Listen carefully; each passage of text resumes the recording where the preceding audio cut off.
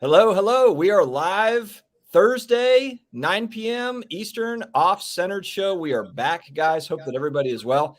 Almost canceled today because there's really been not much going on this week. It's been a pretty boring week all in all. I told Brad, probably not even a real point to come on, but all jokes aside, I've probably made 19 videos with 15 of them that haven't been released yet. So I'm actually going to have to jump off with Brad at 10 p.m. because I've got premieres at 10, 11, midnight, 1 a.m. No, I'm kidding. But yeah, a lot of newsy things this week, guys. And I did also see that every other YouTube channel, IG channel, whatever, is doing a live stream right now. So thank you to those that are joining here. I know that we're up against every other channel that exists. Perfect. Before I get started, shout out to Wheatland Auctions. At the National, I bought my Johnny Unitas rookie card from these guys, Wheatland Auctions, and they gave me a good deal and just nice people overall. So definitely check them out. Another thing I would like to point out, Brad and I have officially hit the big time. So this guy Jeff from Sports Card Investor, you might have heard of this channel, but one of the viewers, one for the task. On Twitter, he had reached out to me and said, hey, did you see that you're in the background of this video? And it turns out that we are. So actually, on that note, I'll go ahead and bring Brad in. We're actually influencing the biggest influencer on the planet for sports cards. Well, what's funny is I actually have it pulled up here after you sent it to me. And I'm like, I might as well share my screen because you still haven't figured out on your computer how to share a screen. So let me just pull that up now because I was like, what are they doing creeping on us? Are they learning from us? Look at that. Unbelievable, guys. Who's that handsome Buccaneer jersey wearing dude right here with some sort of looking slob character on the right? Actually, no, I think that the cameraman was trying to tell Jeff, hey, slide over a little bit and block out this guy because we're trying to see Dustin back there. We got that guy, the red Bucks jersey looking goofy. Well, the red is really contrasting their whole color scheme, while your blob face is making him look good in comparison. So the TV got stuck on my face there. Yeah. Oh, look, there's me over on the side. Wait, share your screen again. Yeah. Look at that. Seriously, man. I saw me over there on your screen. Share it again. Man. Yeah. You want me to share it again? Yeah. Share it again. All right. We'll lose viewers. That's cool. It's on your station this time. Unbelievable. There he is, hogging up everyone's feed. There it is right there. Boom. It's just you and Michael Jordan. How appropriate. All right. Let's say hello to something that we're doing right now live. Yeah, Brad is Brad's talking too much. Let's talk to the chat. Bama, what's going on? JJ Bama, good to see you. Hey, I see Chris is in here, Vegas Fine 777, who I featured in my last video about NFTs, trying to buy a Tom Brady NFT. Good to see you, Chris. Yeah, greetings. I'm sure greetings from the British Virgin Isles. Yeah, I was gonna say Chris now lives in a palace in Costa Rica. So. He's getting fanned right now. He has people fanning him and feeding him grapes. Don Schaefer, good to see you. Will this make tops more? Okay, so we'll get to that. We will get to that. Jeff Whitmire. Good to see you, man. RJ Flyer. I don't want to pull up all the comments because you guys have good questions, but we're just going to come back to them later. Yeah. Adventures. Troy's in here. Tao's in here. There we go. Yep. Michael Ham. Good to see you. Investor. Check out Michael Ham. Hey, if you haven't checked out Michael Ham Fishing and Sports Card Hobbyist, check out his channel. Also, shout out to another hobby friend of mine, Because I'm Carlos, put a really good video out earlier, kind of about all the shenanigans going on in collectibles. So shout out to Because I'm Carlos YouTube channel. David Hunter.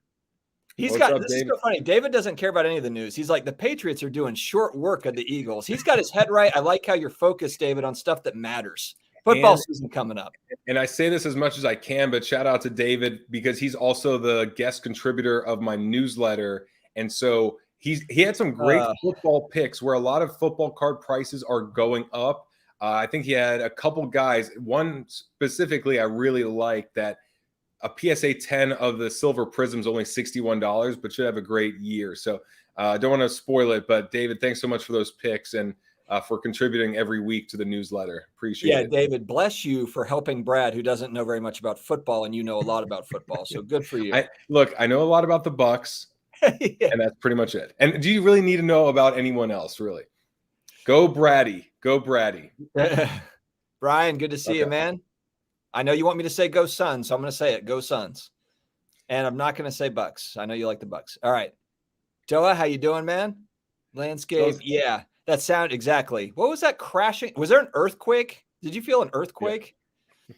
I'm going to have neighbors fighting again outside, honking their horns. Yeah. Crazy. Good to see you.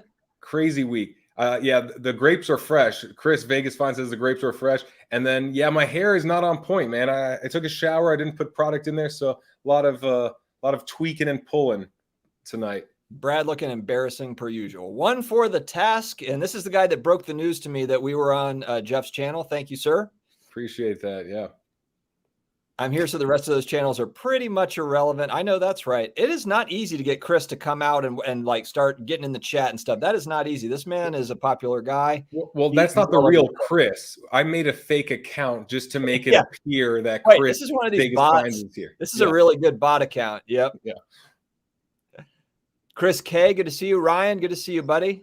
GD, what's up? I see GD here. GD with the cow emojis coming hard, probably. I see Brett's comment, lack of stability in the hobby at the moment is concerning. Dude, this is a volatile week, man. Dude, you come on my station last week and it's literally like, what in the world are we going to talk about? You know, my PSA submission, everything's super slow. And then we thought PWCC's news or eBay's news was the big topic of the week. And then today, I would say arguably this is 3 times bigger with what's going to happen, even if it's not for another couple of years. But, you know, like, where do you want to start, man? You want to start with PWCC? Let's start with PWCC eBay first.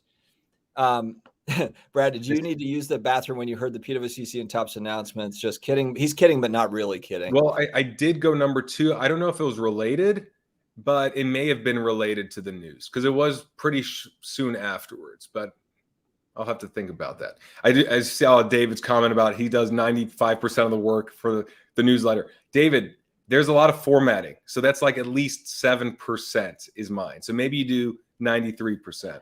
But anyway, man. So PWCC, eBay, that was the big news. What was your first take? I know you had like a 9-part video series going over all your emotions and your takes. Oh gosh, yeah. And there's still another 7 parts to that series to come, friends. It's going to be me waking up and my initial reaction to my first thought about it every single day for the next 3 months. No, my reaction to my initial reaction. Honestly, though, the big shock was searching on eBay for PWCC stuff and finding nothing. Like that was just a weird, because for those that don't know, they were their number 1 sellers on the platform, on eBay's platform for sports cards. So, you know, it's kind of like, I mean, it's just a shock. I don't know. It's shocking. And then to kind of see the back and forth of it. Now it looks like PWCC's, coming out with their own marketplace. The one thing that I cautioned in one of the 3 videos I put out on this over the last 2 days was, and Brad and I were kind of talking about this before we came on, is that the concern about the volatility in the short run, because think about how many listings just got moved off. So think about all that supply that just got moved off of eBay. And so when you're thinking about comps, like all of us, whether you're using a data tool or you're just simply using eBay sold listings, when you're looking at eBay sold listings, you're looking at a lot of these, there's PWCC mixed in there. So when you're looking to find comps on stuff, I just think that we all have to be a little careful, checking those comps for the next 6-8 weeks, because there's a lot of supply that's just sitting on the sidelines right now that is not going to come back on the market for a while. I mean, there's going to be a certain percentage of people that say, send me my cards back, PWCC. And then I don't know how long that's going to take for PWCC to get the cards back to them. And then I guess they put them on eBay themselves. Do they put them on Star Stock? Do they put them on, ComC or whatever it is? But that's going to be interesting to watch, just to see what that supply looks like. What does it mean for prices for other cards that are sitting there on eBay? That's just one thing I would say, just be careful of. That's kind of my PSA out to out to everybody is just be careful of that in the short run. I think in the long run, it works out fine, but in the short run, it's going to be a little bumpy. You have any thoughts around that, Brad? I think that's a great point. I mean, look, when I think of the platforms that I want to consider selling on, I always think of, is this also listed on eBay? And that's why I've gone with CompC so much, or at least I've liked CompC. And that's why I've been hesitant with other platforms where, like, for example, I have a lot of my slabs or a lot of my cards on my slabs because I can also post on eBay. And so now you have so many platforms that are exclusive to themselves. And I'm like, I don't know if there's room for all of them. And the thought I had was, look, what is PWCC without eBay? I think eBay is fine without PWCC because it is massive and people will defer to using eBay. But I want to know, if you are a PWCC user right now, if you have been, will you still send cards to PWCC knowing what it's going to be in the next couple of months where they have their own auction? Or is this enough of a deterrent for you to say, I need to go with another consignor or another platform because I can't be off of eBay? So I really, like, I have my opinion of, I want to be on eBay as much as possible just because I don't know if the second place platform is going to be big enough. And so even when I look at the cards I've sold lately, I've sold 10 cards on my slabs. I've sold a couple on eBay. I only sold one on Star Stock so far. I haven't sold any on Alt. And of course, there's less cards on those other platforms. I only have 6 cards with Alt. I have 50 something with Star Stock. And I keep getting, I like Star Stock. I just keep getting that email that says my listing has been undercut rather than something has sold. So I've sold 1 card. My slabs sold 10 cards and I've dual listed on eBay. But the point is that, the way I see PWCC going forward, the question I have is, can you afford to be in business the way you are without eBay? Or is this an opportunity for Golden Auctions or someone else to say, hey, let's buy you out. Let's merge. Let's see what we can do together. Maybe Golden Auctions says, well, look, you're in shambles right now because you really need them more than you think, but we're getting bought out by PSA. We got a show coming out. Let's buy your office or your staff or your resources.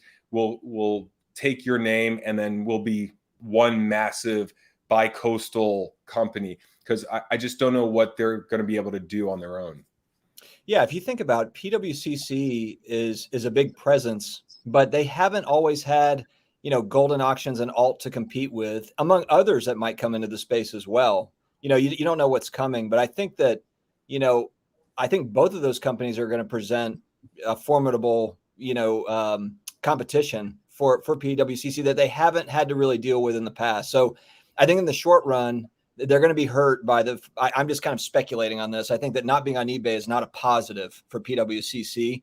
Now, in the long run, how can they adapt? How can they, win over business when you do have a Golden Auctions that they just got flooded with funding, and they have media, and they have media. They've got a lot going. Golden Auctions is got momentum, a lot of momentum. Right. They definitely have momentum. And I'm thinking, look, if PWCC is like, look, we can't be on eBay, so a lot of these $500, $1,000, $2,000 cards aren't going to be our bread and butter, because a lot of that stuff might be easy to move on eBay. And maybe we have to sell these $10,000, $20,000, $30,000 cards. Well, if I have a $10,000, $20,000, $30,000 card, am I choosing to list it with PWCC, or does Golden make more sense? Because that $30,000 card, maybe it would have sold for $27,000 on PWCC, and maybe it sells for $34,000 with the media that Golden gets. I don't know, but if I'm a seller, I'm definitely considering that a lot more, because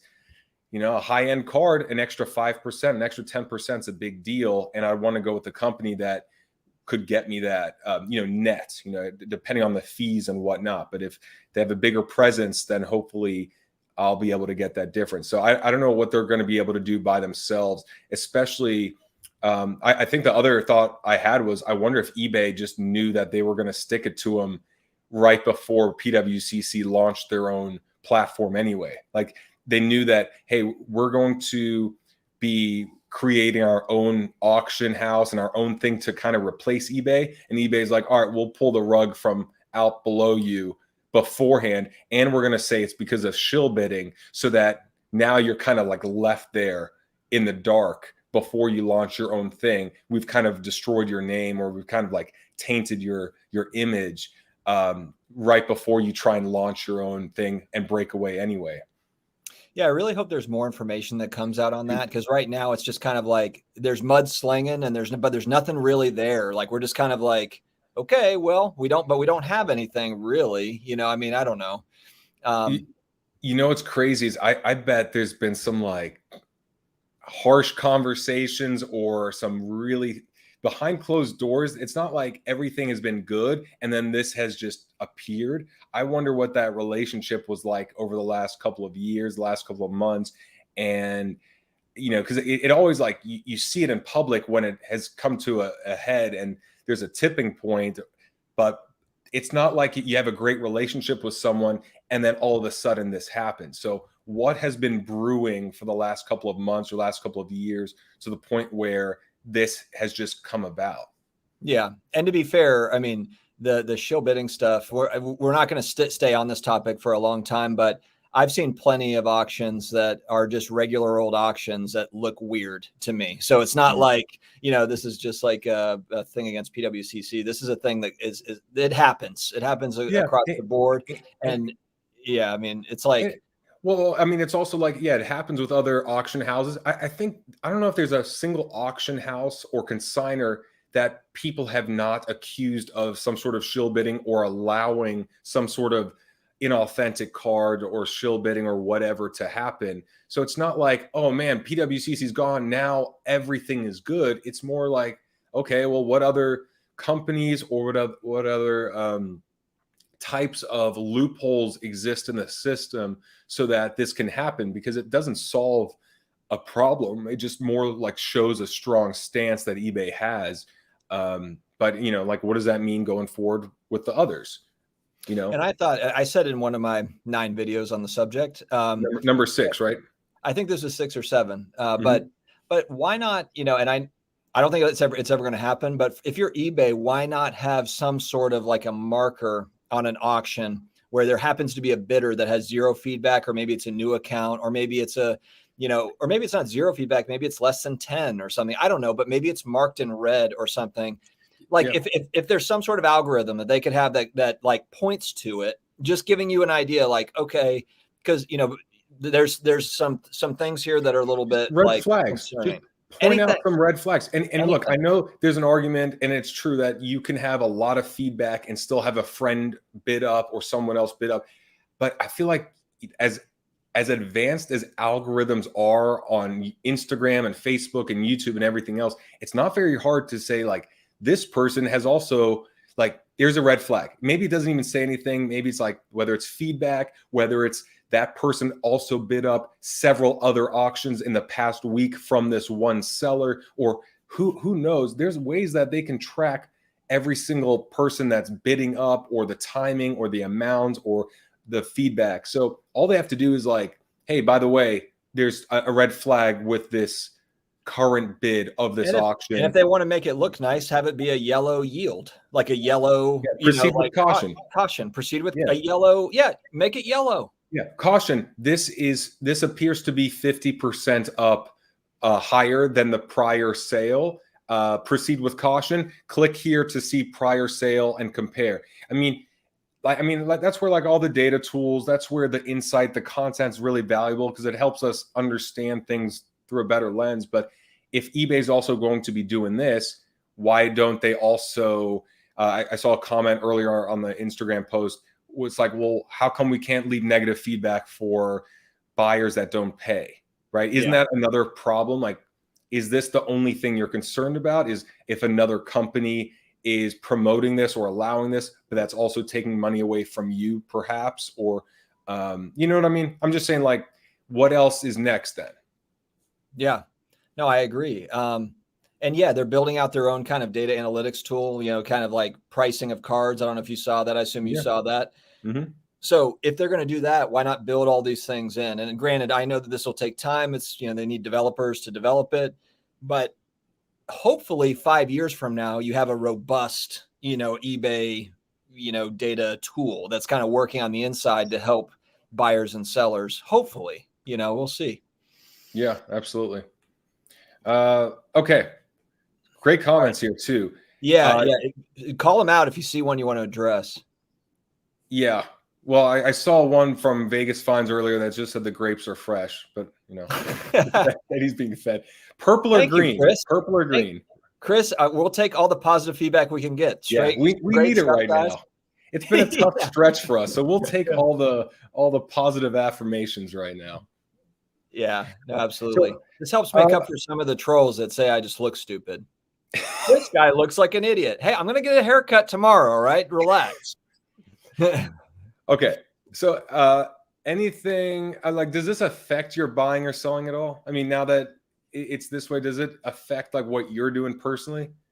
The one thing that I would, and again, I talked about it, but I want to see, first off, I want to see if there's any deals cross-platform, kind of like what you had done in the past, or like Beckett Marketplace, where you'd buy cards, or when people talk about like, why is something selling for this on StarStock but selling for this on eBay? I want to see what's going on PWCC's new marketplace when that opens, because I'm just wondering.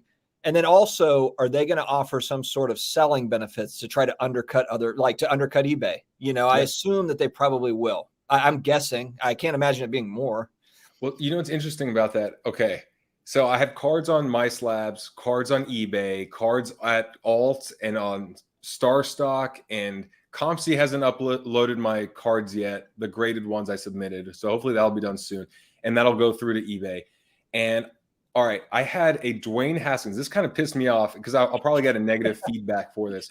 I had a Dwayne Haskins PSA 10. Did you cancel and say, I accidentally butt bid on this or whatever? Well, I sold it, buy it now for $69. And I think I paid like $40 for it, but I'm like, whatever, I'll sell it for $69. I don't want all of this inventory. I'd like to move it, so I'll take it. And I'm looking for the card and I cannot find it. And I go, holy crap. This is probably one of the cards I sent off to StarStock and accidentally didn't remove the listing, because that listing had been up there for months and someone bought it. And now I got a message, the guy saying, dude, I'm so sorry. Like, I can't locate the card. Ironically, I think it's for sale for like $50 or $55 on StarStock. Yet I sold it for almost $70 on eBay, but can't find it. So it's like one of those trade-offs of, if he had bought it on StarStock, he would have been able to buy it, get it shipped to him for less of a price, but he's not doing that. And because I sent that card to StarStock, I forgot to take the listing down. So I have to we can't cover all the bases. You choose your one base, and then the rest of the bases get left open. So that's like a bit of my background there. But then also one of those Kobe Bryant Crusade cards I had listed for, I think, $650 on MySlabs, and yet sold one for $725, the same exact card for $725 on eBay. So if that person was on MySlabs, they would have gotten $75 or whatever I said less of a purchase price, and that would have netted me about the same, because and for you it wouldn't have mattered either way. Would have been the same. Yeah. So I mean, it is one of those things where, it's a good idea to look across platforms, especially as the card prices get higher and higher. Because if you're looking at $1,000 card, maybe hold on it a is second, an Brad. extra. Hold on a second, Brad. What's that? Is this real or a joke? Oh, I guess Fanatics just put an offer in on our house. Oh, okay. Guess they're buying up everything. All right, sorry, go ahead. I could really use a bid over here, Fanatics. I'll take anything, man. Just get me out of my lease.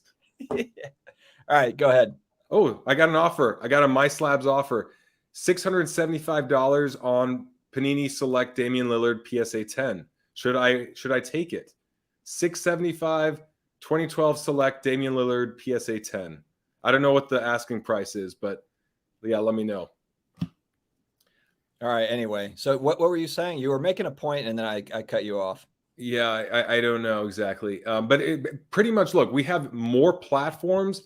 I don't think there's room for all of them. And it's kind of like when you think of apps, like social media apps, do you really want Snapchat and Instagram and community and what are all these other ones? Or what happens is that we get tired of all these different ones, and one platform like an Instagram says we're going to just add that feature and that feature and that feature. And I think the merging of platforms will be a lot more. I think some platforms will get desperate and lose money, and will have to merge with other platforms or companies in order to stay afloat. Because even on this side of it, I don't want to have 9 platforms to consider buying and selling from, because that's a lot of work. Do you think that we already have too many platforms, or do you think that it's like about right? You know, what are your thoughts? Because you sell on a lot more, like on a lot of them. I mean, you're kind of all over the place with it. I mean, I like the My Slabs and eBay approach. The reason why is because I can hold the card and I could sell locally if I want, and then I can take the listing down. I like what Star Stock's doing with their angle, but I think they're shifting to breaking as well, because it's a very volatile market, even on the flipper stock exchange side. And then when you have alt and you have the others, then you're like, man, well, like everyone's trying to carve out their own niche, and it's still so early that I think if you're not eBay or maybe CompC or some of these older ones, you're still discovering who you are. So for me, I want it to be simple. I'd rather just be one really good platform where I can send the card to, and it's automatically listed on eBay. It's like dual listed or triple listed. That would be great. If there's a platform that triple listed and just kept it on everything, that'd be great. And then one where I can have it in person and list it myself. Like, to me, that would be ideal, but not something where I have to always think, what am I missing out on? What's the opportunity cost of sending this card to this platform when, oh, darn, someone offered me the money here in person and I could have sold it, but I'm missing out. Or someone on that platform paid more for it, but it's stuck on this platform. All right, let's kick it over to the Fanatics stuff. Let's dig a little bit deeper into that. So essentially, what this looks like on its surface, and again, this came out today, so we're still waiting to hear from a lot of different sources on this. But essentially, Fanatics made a deal with the MLB and the MLB Players Association to take over that license when Topps is done with it, and I believe that's in 2025 or 2026. The other part of this story that came out like an hour later is that, and Brad, I think you saw that this was a done deal. We're not sure. We haven't heard back from Topps. We haven't heard comment from a lot of different other sources, but there's also talk of them making exclusive, having made or in the middle of making a deal with the NFL and the NBA as well, which then of course makes you wonder about Panini and essentially kind of taking over all 3 of the major sports. Sorry, hockey. But it was funny. I was messaging with Carlos from Because I'm Carlos, and he was like, "No one's talking about like what about hockey? Like what's up?" But it's so it's kind of a big deal. I mean, and it kind of came out of nowhere. So this is kind of funny. Like, I'll tie this in at the National. When I met up with Brad, we met at the Fanatics booth. The Fanatics booth had like signed helmets and whatever, and I thought it was a cool booth. Little did I know that is like that booth at the National in 5 years is probably going to be half of the convention center, because they're going to own all the companies, including these YouTube channels that you're watching. But you're going to have like a Fanatics tattoo going across. Yeah, I've actually got Fanatics shaved into my head. Yeah, that was part of the deal for them to buy your house / recording studio. Yeah, I mean, so we met up there at Fanatics. They had a $10,000 or $12,000 Tom Brady mystery box, where it's like a memorabilia mystery box. Someone bought it, and it actually had I think it had like a signed ticket, a game ticket from like his first NFL game or something like that, graded. It sounded really cool, but honestly, for 10 grand, you should pull something cool out of the box. But anyway, I was there at the booth thinking like, this is a nice apparel memorabilia place. Did not think, and I also didn't know that that company is worth 14 times more than Topps. 14 times more than Topps. That blew my mind. And in the news, I hear about, okay, Tom Brady signed a deal with them. Trevor Lawrence signed a deal. All right, they're the go-to for autographs and whatever. I did not think that they were worth 14 times what Topps is. Dude, well, what's interesting, and I have this pulled up, so I'm going to share the screen, because this I take, which is quite similar, which is I'm excited from the business side of it, because I see this as a much bigger company with a lot more resources. Can you add it in there? Okay. Yeah. So this is what I pulled up. I was like, all right, sports merchandise company Fanatics now valued at 18 billion with new investors, including Jay-Z. And this was August 10th. So $18 billion valuation there. Then I went to what is Panini's valuation. And this is the first one that popped up, and it says $3 billion. Okay. $3 billion, still a lot of money. And I think, what's this one? Tops. It's like 500 million to a billion. Okay. This one goes for 1.3. Okay. So the point was that I go, what does this mean from a business standpoint? And I think to myself, Fanatics is not a card company. They are a sports merchandise and memorabilia company. They have access to millions and millions of people that love sports. And that includes a lot of people that love cards. But for them, they make so much money and have so much business outside of it that this sports card aspect doesn't even need to be profitable, because they could look at it and say, we could break even on just the card stuff, because when we have so many people looking at our brand and our website and everything else, we could just make money on the merchandise or on our future NFTs or on our memorabilia or whatever else they're doing. While the other companies, Panini and Topps, if this is all they have, it's we can only put in a bid that will make us profitable on cards. So I think that's where Fanatics can say, it's like Amazon. Like Amazon's like, we don't have to make money on books, but by offering books, we're going to get a lot of people in here that will also buy toys and healthcare products and something else. So they're so multifaceted and multidimensional that I feel like they can reach way more people, and they could offer a lot more money in order to have people in their pipeline to buy other products and jerseys and whatever else they're selling. So but it excites me from a business standpoint, because I'm like, dude, this is getting serious. Like we're not talking about sports card manufacturers going up in bids. We're talking about companies outside of sports cards willing to get in and outbid these people, because they have even bigger visions and plans than these sports card companies. I just hope that the product lives up to our, like, what we want. And I would even I think it'd be cool as if they somehow got Topps or these other companies still designing the cards or strike deals, even though they outbid them for this. Like there's a way to partner with them so that we could still have the nostalgic element. So on that note, well, first off, actually, before I say, we're at 196 viewers. I just texted my wife and my mother-in-law to jump on so we could hit 200. Guys, invite your friends and girlfriends, spouses, whatever. If you can just get us over 200, would be appreciated. I just like to see that round number. Just feels good. Makes me feel warm inside. It is. So Topps was just about to make a deal with a SPAC to go public, like literally within days. And so, you kind of wonder, if Fanatics controls the licensing, then do they have more leverage to then acquire these companies, whether it be Panini and or Topps? Because you're right. I mean, it's like a lot of companies, instead of building like, a grading company from the ground up, they just buy a grading company, like what Collectors Universe did with PSA, because it's very hard to start your own grading company and get that brand recognition and get people on board.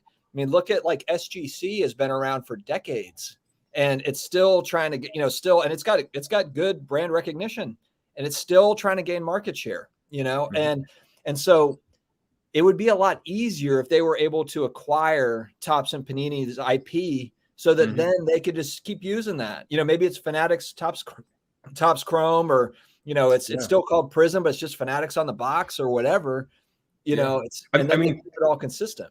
Well, I mean, I'm not excited about a product that says Fanatics over it, knowing that makes my hat. That makes, and I like the hats. I like the clothes. I don't, but it's kind of like, man, would I look at a card the same way if it had the Fanatics logo, or maybe I would after 3 years, but the first year, second year, it's too hard of an adjustment to say, yeah, but this is the foam finger, or like this is like the shirt that I bought, and now I'm supposed to pay $1,000 for this card that they make a $25 t-shirt. You know, like I guess my question, a lot of collectors are into patch autos or just, patches in general. And you've seen, like with Panini as an example, they're moving more towards like player worn, or this player may or may not have worn this, but there's a patch on this card. And it's like, this player saw this at the mall. Yeah, a player might have looked at this at the exactly at the mall. 202. All right, thanks guys. He tried it on at a Abercrombie at the mall.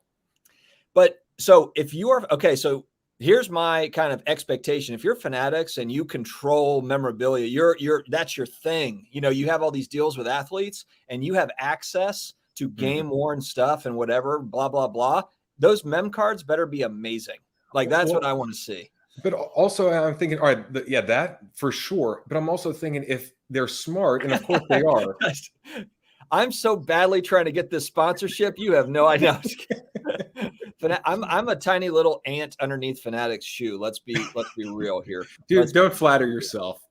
Yeah. You'd be fortunate if they stepped on you. I'm an amoeba underneath the shoe. I hope to be the amoeba. You're the microcosm that ant is stepping on before the ant gets stepped on. Brad and I are the two amoebas underneath the shoe that we hope steps on us. Okay. But the other thing too is like, look, you think of Fanatics, they have a lot of dimensions. They have the deals with athletes, the companies. All right.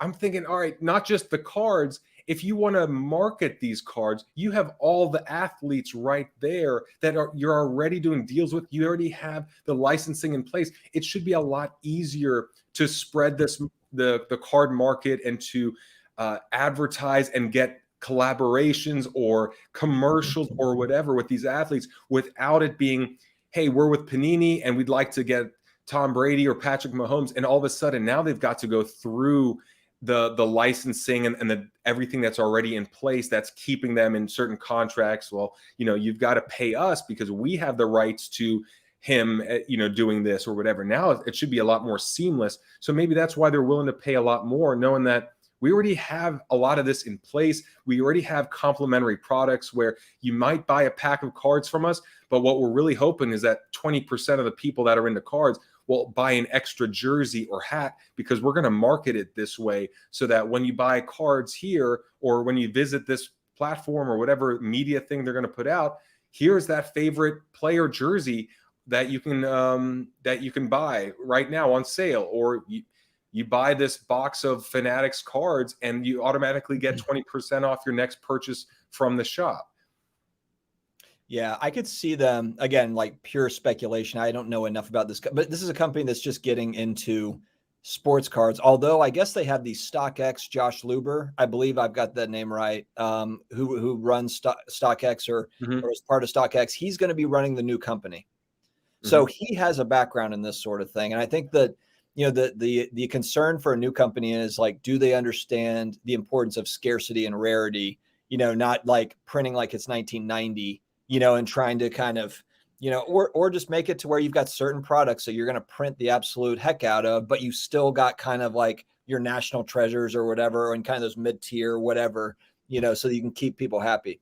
Well, here's the thing. There's going to be a lot of time before this takes place, and there's going to be a lot more movement within the hobby and pop counts and other mergers and acquisitions and takeovers and companies dissolving and whatever. I hope so, man. That was the goal from day one. It's like, make fun of Dustin all the way to the top. Yeah, guys, literally Brad and I are driving to Fanatics headquarters after this live stream to set up. We're staying the night overnight in front to try to get a hold of an executive coming into the office at like 6 a.m. Guys, did we not mention how much we love Fanatics? It is just the best company out there, and we just love them so much. So, but anyway, but this is not happening until what? The 2026, I think, was baseball. And then is it 2023, 2024 for NBA and NFL? Do you remember the dates that those expire? I do not. Okay. Yeah. So if you know, please put it in the comments. Is it public knowledge? I don't know if it's public knowledge. I thought it was the current deals were only in place till 2023, 2024 for the others.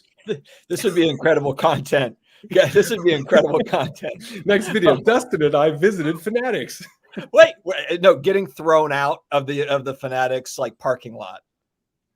Yeah, that would be bad. That'd be bad. Okay. So anyway, they have time to figure out where the hobby is, and the hobby's not going to be where it is now when they take over. The other question I had was, is Panini and Topps going to change their strategy in terms of the cards they print for the next few years? Is it going to be, screw it, we got 2 years to make as much money as possible? How do we get every penny out of this the next 700 and something days or whatever it is? Or is it going to be something else? Are they going to have lower quality products? I mean, quality control is already part of the discussion, but are they really not going to care at all? Or is it going to be, is any input there in terms of, if you were Topps or Panini, what you'd be doing with this news breaking? We're at 218 people in the chat. Can we get to 250, guys? Can we get to 250? You are one viewers? Greedy a-hole. Be grateful, Dustin. It's a good night. It's a great night. We're all having a great time. Invite your friends, family, the bots. Bring the bots. Yeah, get the bots in here. Man. Bring the bots. Hey, mention crypto a couple times. They'll come. Crypto. Actually, crypto. Crypto and NFTs, half the people just left. Yeah. All right. And Brad didn't even comb his hair. Exactly. I thought it looked a bit out of place. So I'm sorry. Go back to your question real quick.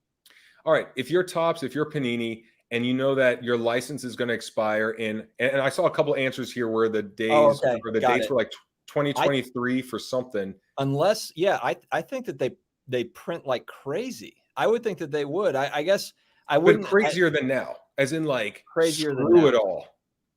Okay. Yep. So even then, but I mean, again, look, I don't know all the back end. There's probably a lot of moving parts here. Obviously, they might have reasons to not do that, and I just don't. So who knows? But if they don't have anything to lose, then it's kind of like, why not? Yeah, and I think that, I mean, look, it's really early on, and this is breaking news, and we know that print runs are through the roof already. But I think there we go. Awesome. Thank you, Baseball Collector. Also knowing where this is heading, you're not going to care more about keeping that intact. If anything, you're going to care less. Maybe you care the same amount, but if you have to pick one, you're like, look, we can make more money by just doing this. I would see it more as a money grab naturally than looking at it over the next 10, 15 years, because you're going to be out in 2 years or whatever, 3 years, 4 years anyway. Well, and you saw, I think you saw the video that Jeff Wilson did, Sports Card Investor, talking about the new Select product and the over 120 parallels, 130 parallels that they're coming out with now, giraffe parallels and, great white shark parallels. But it's like, it was already kind of headed in that direction anyway for new product. So this could be like kind of where it looks like 1991, where you've got cards at the grocery store and the gas station. I'm sort of kidding, but it wouldn't be that surprising just based on this news. Obviously we don't know anything about the inside of these companies, but it wouldn't be that shocking. Yeah. And honestly, I mean, the more I hear about it, the more I'm like, okay, I got to just wait an extra year on everything. And it sounds, in this hobby where every week there's something new, the idea of staying a year behind on the current product, that might just be my norm, where it's like, no matter what, it's changing so much and it's growing so much in terms of print runs and what's even desirable, what parallels desirable. It's so much of a guessing game. And because there's so much money involved on a single card, it's not like we're talking about a bunch of $5 to $30 cards. We're talking about individual cards that are $1,500, $2,000, $3,000 maybe. I'd rather just be like, look, if I miss out on the rookies, if I miss out on the new product, then I'm going to wait for them to be second year, like probably third year players are going to be my norm. That's why I'm going with like legends, man, like numbered legends. That's it. Or vintage stuff. I know you're not a big fan of vintage, but vintage, Oh yeah. Well, I mean, and I'm waiting. Upper Deck has the deal with Michael Jordan. And Upper Deck now seems like a pretty small company when you have someone like Fanatics buying up or outbidding the big dogs in Topps and Panini. Because if those are the big dogs and Fanatics is worth 4 times more, 5 times more, then what's another sports company that could easily swallow up some of these other complementary companies, which are sports cards, right? I mean, Fanatics is smart because they're related to us. They're just in it's the same demographic that buys our hats and buys our jerseys and memorabilia. And now we could access them and make, have more clients, more money. So, what other companies are out there that could do the same with Upper Deck or maybe buy a grading company or something like that? Yeah, I don't know exactly. This is it's a general question, Don. I saw Professor Oak asked it, kind of best and worst case scenario. I'm not sure exactly what you're referring to there as far as just, it's kind of a yin and a yang. Because if you're like investor collector, so if you're a collector, then you probably don't mind seeing, if you're just a hardcore collector, you don't mind seeing select football at your local Walmart and Target all day long because they print it off enough to where it's like it's 1990 again, and you can get it whenever you want. It's 89 Pro Set. 2021 select football is now 89 Pro Set football, and there's a certain part of collectors, a part of the market that's going to be very happy with that. Then there's going to be more investors folks, or people that are kind of watching values and those sorts of things. They might not be crazy about that product because of it. So I don't know if that's what you mean about best and worst case scenario, but I think that supply demand game, it plays both ways. Yeah. And I mean, I thought about this too. I was thinking of doing a video on it, on like why I'm excited about the whole Fanatics thing, but that's, as a content creator, I see excitement from the side of a bigger, well-known mainstream company is entering a smaller space, which would give me and Dustin and other content creators and other business owners more opportunity to do this and hopefully get sponsored or paid. That's a very business Brad and I are related answer. We're going to be lit up with Fanatics gear, even though we have no affiliation with them whatsoever. Like, we got to suck up first. Yeah, we're trying to get ahead of this thing, man. We're trying to get ahead of this thing. I'm not against brown nosing. We gotta we gotta do it. But that's like from my side, I'm like, wow, a bigger mainstream company coming in, that could only mean bigger projects, more money being pumped in because they expect a bigger return, more people that are outside of cards but in sports getting in because they're learning about it through their memorabilia or through buying shirts. I mean, look, I think Fanatics, they have stores too, right? Don't they have stores at malls? Don't they have stores at stadiums? Yeah, they had stores in malls in like 97 when there was malls. But yeah, I see your point. But maybe in stadiums. I'm like, well, what if all of a sudden you go to stadiums and there's Tom Brady jerseys and a bit of memorabilia, and then look, you could buy cards there. That's a good point. At the game, there being options, for cards. Because again, we're talking about a huge company that has way more distribution in sports, and that sports cards would just be a little fraction of their giant their giant business. So for me, I'm like, wow, the opportunities are really endless. If I'm a collector, I'm thinking, is this product even going to be good? Is this going to be so commercialized and so money driven that it's going to be even worse than now? Yeah. And there's no nostalgia with the Fanatics versus if it's Topps or going back to Fleer or something that we grew up with. One thing that I will give, like, okay, if you have, let's just say they do go bananas and they print retail to the moon, like select football. Let's just use that as an example. 2021 or 2022 select football, it's on the shelves all day long because they're just printing it. The one thing that's kind of, I mean, they are beautiful cards, I think. I mean, like visually amazing looking cards. So yes, they probably wouldn't. Well, they won't carry any value in the future because of they're printed to the moon, whatever. But we hit 250. We have 250 viewers. Can we get to 275? Can we get to 275? 300? And look, we've never had 300. We've never had 300. You are one greedy a-hole, and we don't even have Flippin' Steve on. So I'm actually glad that even if Flippin' Steve was on instead of me, it'd be at like 320. But, God, yeah. Actually, can we do it? Can we swap out? Actually, can we swap out? Yeah.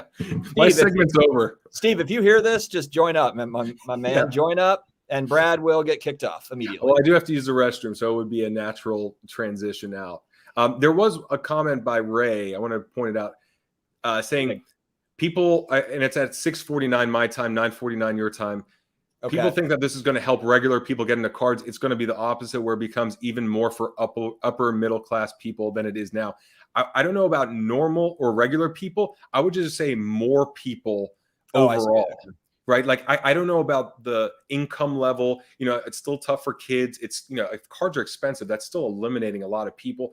But more people that could afford cards, that have heard about it, that don't really know about it, aren't in eye contact or like not face to face with it, maybe they'll be more familiar with it and get in that way, or get excited, or just understand the hobby more.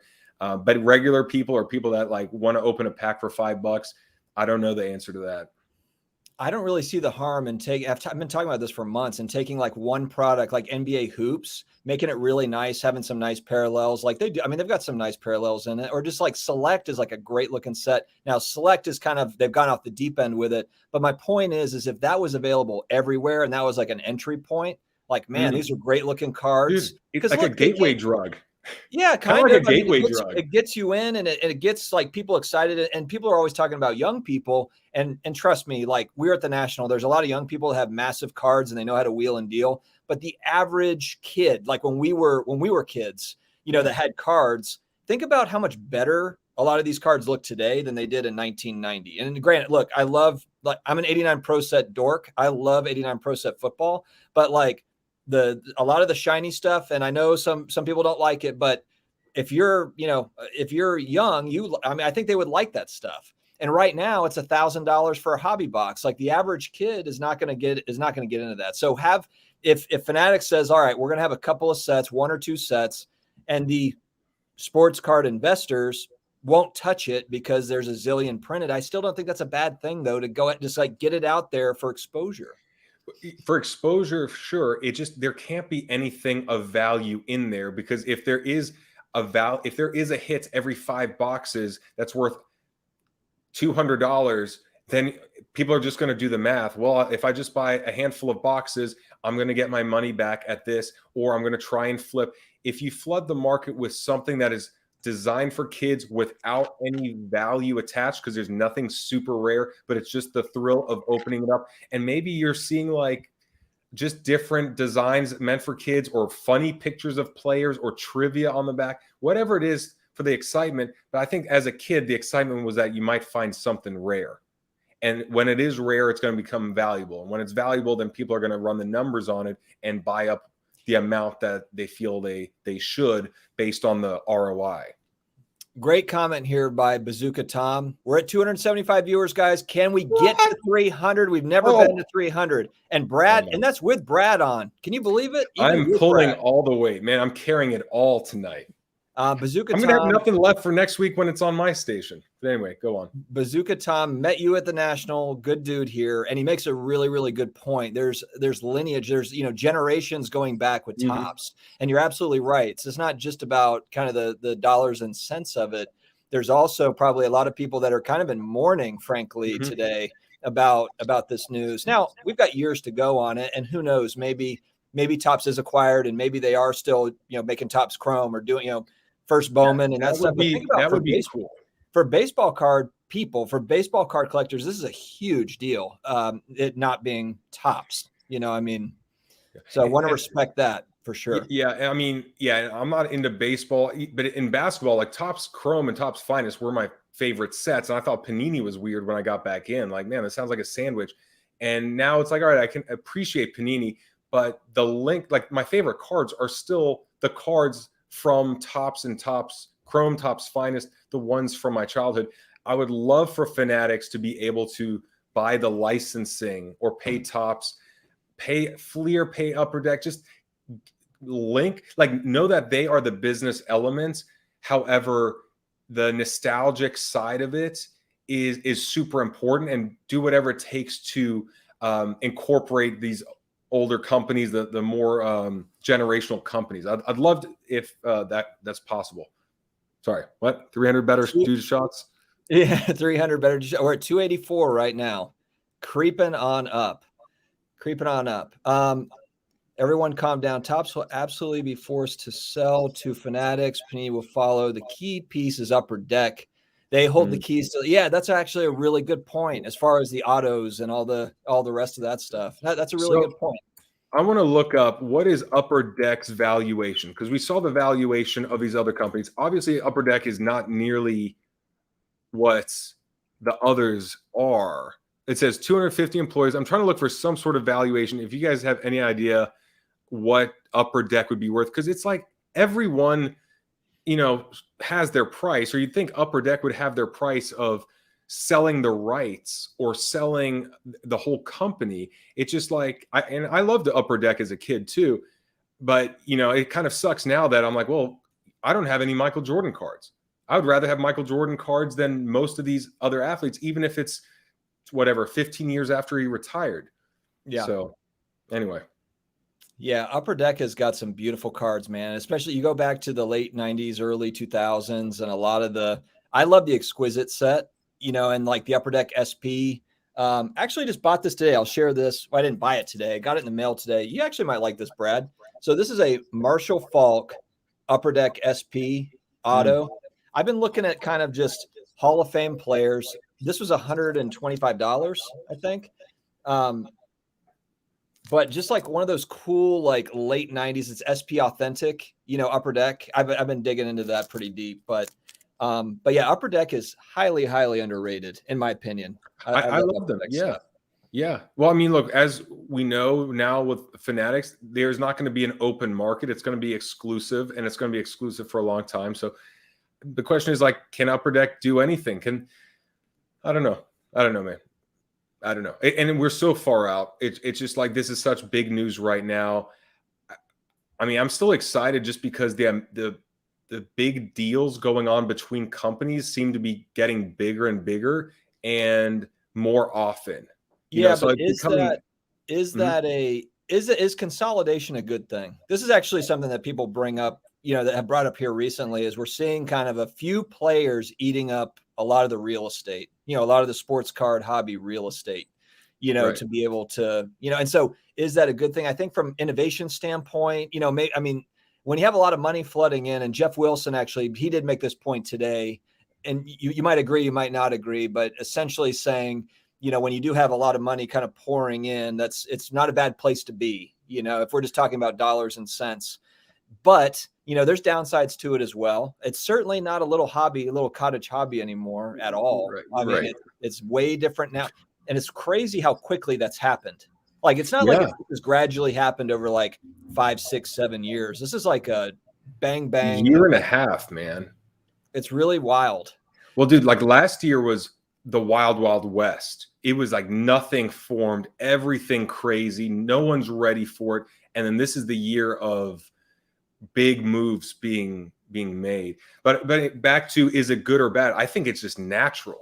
I think it's just natural that a lot of companies start, a lot of ideas start, and then it's survival of the fittest. And the fittest ones go like, we have an advantage here. If we merge with them, then we could really take over the number 2 spot. And then if we grow this and acquire this, we'll be the number 1 spot. I just feel like we see that in every industry. I should have had my super chats on. Hey, dang it. No, hey, Troy, great news. Great news. Next week when Dustin's on my channel, you can join and give me that $1.99. Hey, guys, just to show that I'm a better person than Brad, I don't have my super chat on, and I don't monetize lives ever. Not one live is monetized. That's because you live in a mansion, dude, and Fanatics is about to buy your mansion for like $5.6 million. No, but seriously, Fanatics, if you happen to be watching, if a rep is watching, actually, Brad and I are going to go to the next national and be at the Fanatics booth for like 4 out of the 5 days of the show. Well, speaking of which, this is actually kind of related, is in a couple weeks, we've mentioned this before, but I'll be going. I don't know if you're going to be able to go. There's the Industry Summit. So we have the National, which was in late July. Industry Summit is in mid-September, and that's more of a B2B side of it. I'm curious to obviously talk to different representatives, but I'm curious to see what kind of deals or conversations can be had at the Industry Summit, where it's representatives of eBay and Fanatics and some of the same companies, but it might be a more intimate, business-oriented type of conversation or setup. So, I mean, who knows? Maybe some deals will be done, probably not on the big stage. Like, the biggest deals are probably being done right now over the phone and Zoom and whatnot. But, maybe things will be done at the Industry Summit in Vegas next month. And, that could change the landscape for 2022. Yeah, ASMR people is looking forward to the combo IPs, the Topps Chrome Leopard Prisms that we're going to see. The Young Gun, Topps Chrome Young Gun Silver Prism. All right, Mike at Baseball Collector will also be at the Industry Summit. I don't think that I'm going to be able to make it, unfortunately, but Brad will definitely be there, hawking probably T-shirts and all sorts of weirdness. I'll just be wearing Fanatics everything. Yeah. Oh, are you a rep for Fanatics? No, I just really like their stuff. Tal, Fanatics just bought the National. Perfect. And I see the comments on hockey. Trust me, I love hockey. I think it's undervalued as well. I wonder if hockey cards would be bigger if it wasn't under Upper Deck. What if Panini did hockey? Would there be a bigger carryover? Like we're talking about Formula One and how we see what's at Topps, get into Formula One. Are people getting into Formula One because it's a natural complementary product and because there's opportunity there without having to get involved with a new manufacturer? I don't know. I am going to be going to a local Raleigh show in a couple weeks. Flipping Steve may or may not be. Actually, so this is kind of funny. We reached out to them. We're trying to get a table there, but they're sold out. So we're trying to kind of weasel our way in to get a table. We're on a wait list. You can't even get a table, Dustin? No. Don't they know who you are? So, well, no, they don't. They don't care, man. It's an honest wait list, and I respect that. But no, I want a table if they have one. But yeah, no, it's $80 for a table compared to like $5,000 at the National or something, But because it was $80, Steve and I were like, let's get a table. That'd be kind of fun. Yeah. So Steve is going to come down possibly if I can pull off getting us this table, because I guess he doesn't want to do it. Just bring your own table and then plop it up somewhere. That's what Brad would do. Brad's like, I'm not paying admission. I'm Brad. Well, there's at a card show, since it's 98% guys, the men's restroom is always slammed. So what you need to do is just set up outside the men's room and you'll always have customers. And they'll just be standing there waiting for the restroom for the whole time, that they'll have to look at your cards while they're right in front. Yeah, standing like the smells of the restroom. I'm sure they'll actually, you're right. They'll probably let us have a table in front of the restroom. Yeah.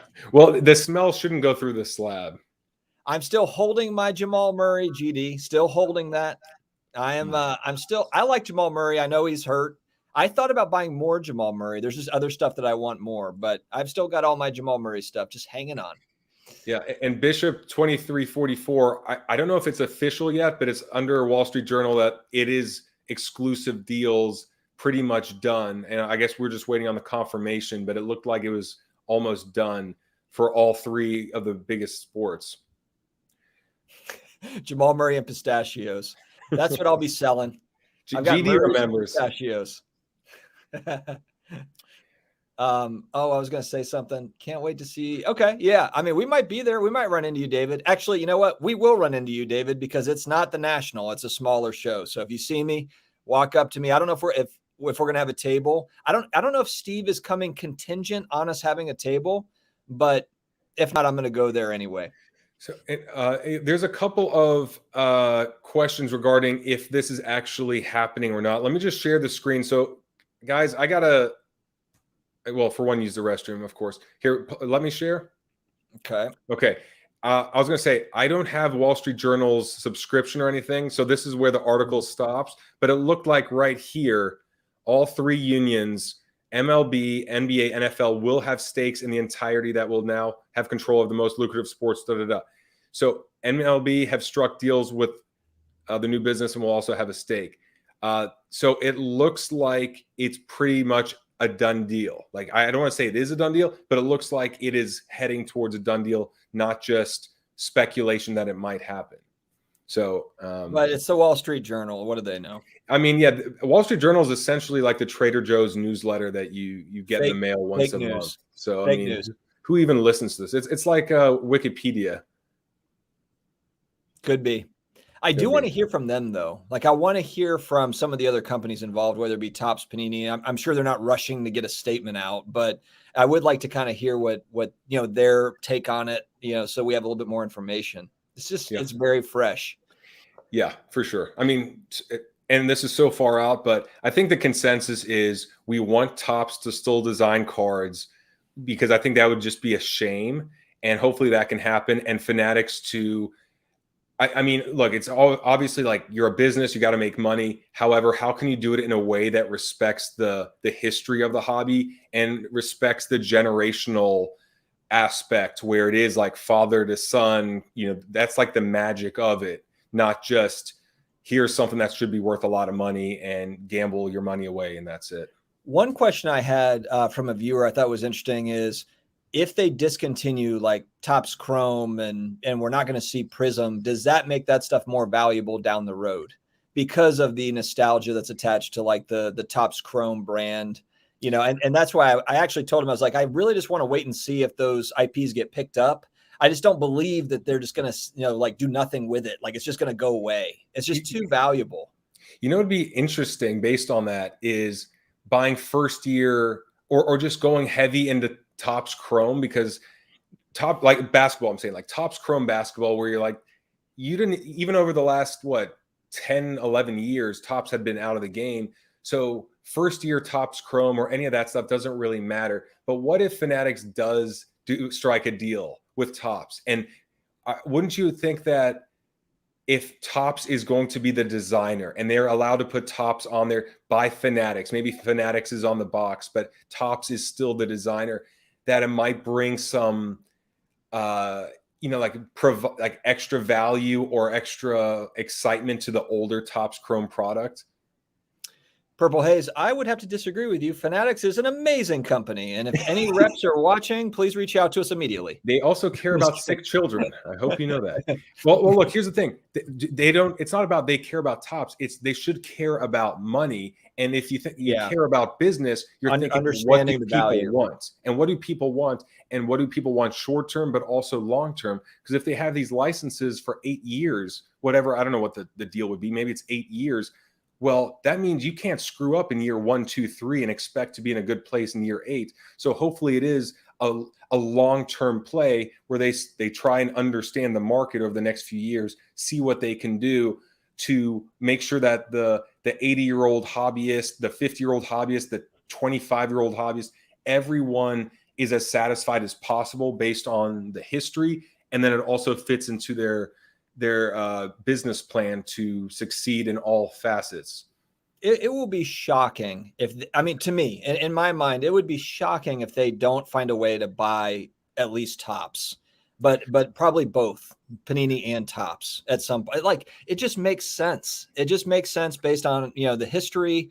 And I understand that Panini doesn't have the same history as like Topps does for baseball cards, but both of those are very important. Panini for basketball, Prism is important for basketball, even though it's only been 9 years of it or whatever. It's important. I would say the bigger one is Topps, though. I would say, like, if you had to choose one, Panini has recent history, but Topps is the one where it's like, that was Kobe's rookie card. That was LeBron's rookie card. So, okay, you're saying for basketball, but in baseball, especially. I'm just saying, like, if you had to pick one, I'm like, go with Topps, because Topps has the history in basketball before this last 10, 11 years, and then it has baseball, and it has 70 years of history or something like that. But I do have to use the restroom. You know what? I was going to wrap up anyway, though. We're at an hour, 7 minutes, and Brad is really kind of like just talking way too much. It's the anxiety from having a full bladder. So, and guys, we have to get ready to hit the road here soon to get down to Jacksonville, the Fanatics headquarters. And Troy, you putting O-Pee-Chee makes me have to pee because you used the word pee in there. All right, guys. Hey, thanks very much for joining us here tonight. There's a lot of shows to watch, so we appreciate you choosing ours. Great to see everybody in the chat and the lively chat. Love it. We'll be back on Brad's channel next week to hear Brad talk for most of the time. I'm going to just try to cut him off a little bit more. You know how that goes. But anyway. I really hope there's something going on next week. It's not going to be like another dead week in the hobby like last week where we're like, trying to draw blood from a stone. And this week we have everything. Oh, and Jeff Wilson, thank you for watching. Yeah. Can't wait to see us in the background of one of your videos. Yeah. Good night, Jeff. Have a good night. Goodbye. All right, guys. Goodbye, sports card investors. All right, guys. Have a great night. We'll talk to you again later.